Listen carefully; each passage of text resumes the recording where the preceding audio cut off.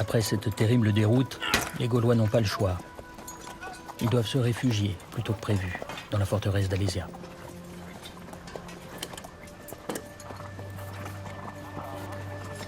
La blessure n'est pas très profonde. Tu seras rétabli dans quelques jours.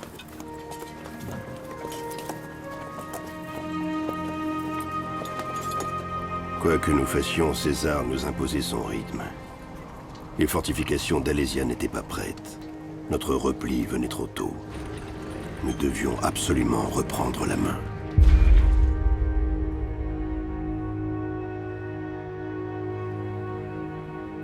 De loin, le scénario se déroulait comme nous l'avions prévu.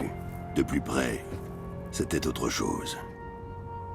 Nous nous retrouvions dans la forteresse, affaiblis, mal préparés, tandis que sous nos yeux se reformaient indemnes les légions romaines.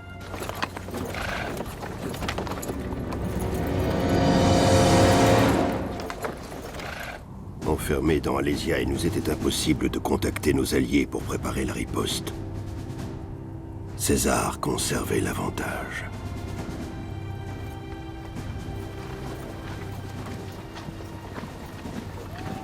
Ce ne sont pas moins de 70 000 fantassins romains qui occupent les collines et encerclent bientôt l'Oppidum.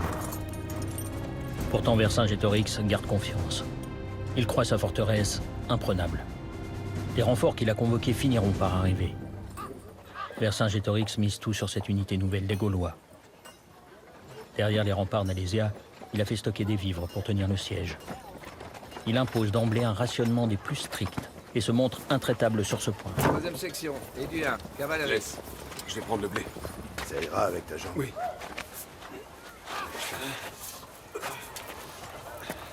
N'allez pas trop vite.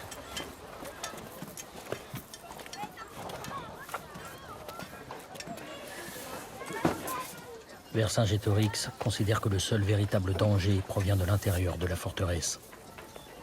Des Gaulois l'espionnent pour le compte de César. T'as besoin d'aide? Il le sait. Non. Il faut démasquer ces traîtres, les châtier de façon exemplaire, resserrer les rangs. Que manigançait Lug avec Vismaros. Je craignais le pire pour mon fils. Vercingétorix n'avait aucune pitié pour les traîtres. Les hommes prétendent que tu es un espion à la solde des Romains. C'est ce que tu penses aussi? Reste ici. Dis-moi la vérité. Des hommes dans ce camp jouent un double jeu.